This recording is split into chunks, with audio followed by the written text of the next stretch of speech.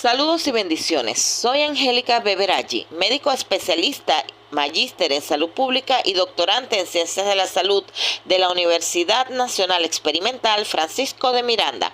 Hoy les presento el segundo artículo para el compendio de mi línea de investigación titulada El currículum del maltrato, fenomenología de la violencia simbólica y jerarquía en el posgrado médico. Este trabajo nace ante la observación de una crisis silenciosa en nuestros centros hospitalarios de alta complejidad tipo 4, donde la formación de especialistas se encuentra bajo estructuras de dominación jerárquica que trascienden la carencia material. Con este abordaje buscamos develar una radiografía fenomenológica del proceso educativo actual, analizando cómo las dinámicas cotidianas quiebran la ética de la responsabilidad y deshumanizan la relación pedagógica asistencial.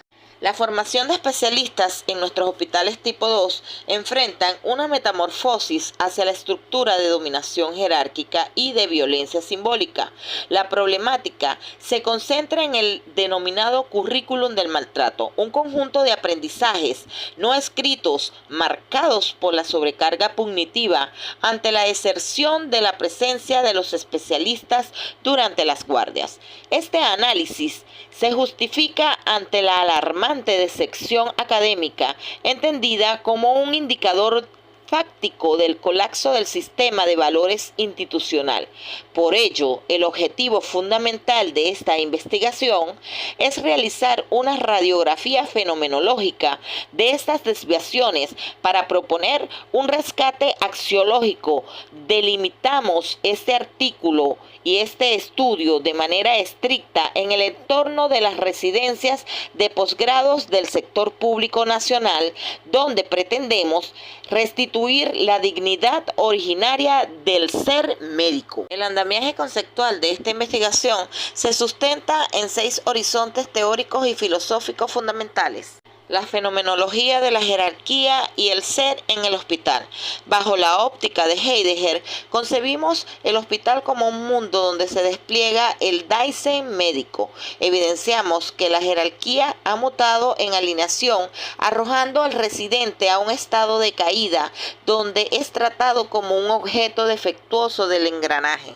Sustentados en Bourdieu, desvelamos la violencia simbólica y el currículo oculto, y cómo el residente internaliza como un legítimo el insulto pasivo-agresivo y el exceso horario.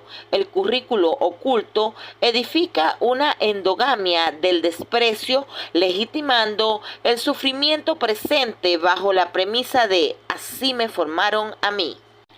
En la ética de la responsabilidad ante el abandono asistencial, Hans Jonas nos muestra que exponemos que el saber y el poder obligan éticamente al especialista y denunciamos la deserción de la presencia del docente en las guardias, un conflicto de intereses que sume al residente en un desamparo ontológico y angustia existencial. En la axiología del posgrado e inversión de valores, constatamos una inversión axiológica donde la lealtad jerárquica desplaza al valor y la vida y la educación. Proponemos rescatar la justicia conmutativa para que el esfuerzo del residente sea retribuido con enseñanza de calidad y trato digno.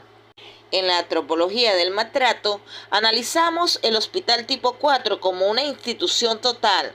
Las revistas médicas y los quirófanos escenifican rituales de degradación pública y coerción discursiva mediante enunciados performativos pasivos agresivos que quiebran la identidad del educando.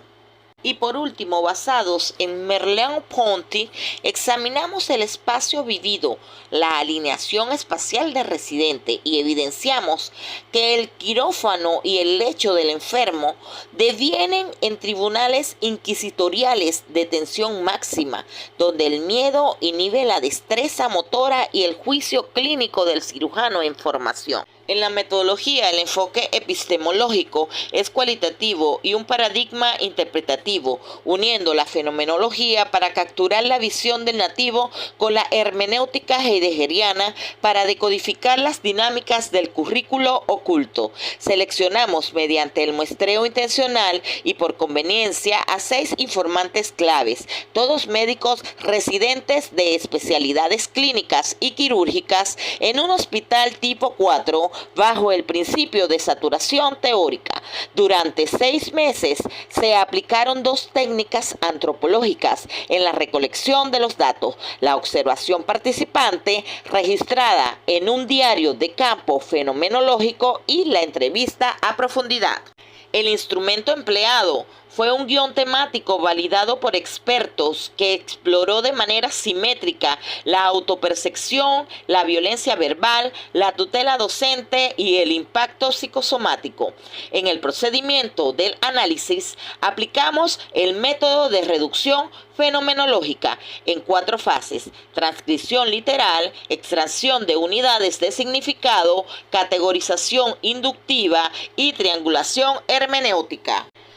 Para finalizar, en las consideraciones éticas, el estudio se rigió por 2 principios éticos de la Declaración de Helsinki, y el protocolo fue aplicado a cada informante que firmó el consentimiento informado impreso y se le garantizó la privacidad absoluta mediante códigos alfanuméricos irrastreables.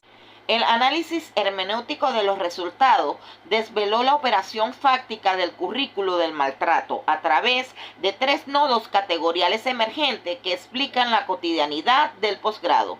El primer hallazgo desvela la normalización de la violencia simbólica. Los discursos de los residentes evidencia que el insulto pasivo-agresivo y la humillación pública en pasillos y en quirófano no se perciben como agresiones, sino como herramientas pedagógicas legítimas, y el residente internaliza el sufrimiento bajo una lógica transgeneracional defensiva, sintetizada en la premisa "así me formaron a mí", lo que perpetúa una endogamia del desprecio que blinda al sistema contra cualquier reforma ética. El segundo hallazgo demuestra el desamparo ontológico por abandono docente. Las narrativas de los residentes exponen de forma crítica el fenómeno de la deserción de la presencia, donde los especialistas abandonan las guardias críticas y se recluyen en cuartos de descanso. Este deshacimiento de la tutela traslada de manera irresponsable la carga resolutiva y la presión legal hacia el personal en formación. La consecuencia directa es una angustia existencial permanente ante la toma de decisiones críticas sin supervisión, actuando como el principal catalizador para la deserción académica. Por último, el tercer hallazgo evidencia la alineación espacial y somatización, siguiendo la fenomenología de la percepción. Los resultados demuestran que el quirófano y la sala de hospitalización mutan de ser espacios de aprendizajes a ser tribunales inquisitoriales de tensión máxima. El miedo a las descalificaciones públicas provoca un estado de fatiga crónica que inhibe la destreza motora del cirujano en formación. Clínicamente, este ecosistema coercitivo se traduce en patologías reales reportadas por los informantes, tales como trastornos del sueño, crisis de ansiedad y desafección moral, confirmando que el maltrato en el posgrado es un artefacto cultural destructivo. Durante la discusión, la constatación teórica de nuestros resultados devela que el currículo del maltrato no constituye un hecho aislado, sino un artefacto cultural destructivo a la luz de la fenomenología heideggeriana. Constatamos una ruptura ontológica donde la dominación jerárquica arroja al residente a un estado de caída, anulando su subjetividad bajo el anonimato de las masas. Asimismo, al confrontar los discursos de Bourdieu y otros autores, autores, se demuestra que la violencia simbólica coloniza el juicio moral del educando, quien internaliza el insulto pasivo-agresivo como una pauta legítima, y finalmente la decepción de la presencia del especialista durante las guardias vulnera la ética de la responsabilidad, sometiendo al residente a un desamparo ontológico y a una angustia existencial que precede al colapso axiológico y a la decepción académica.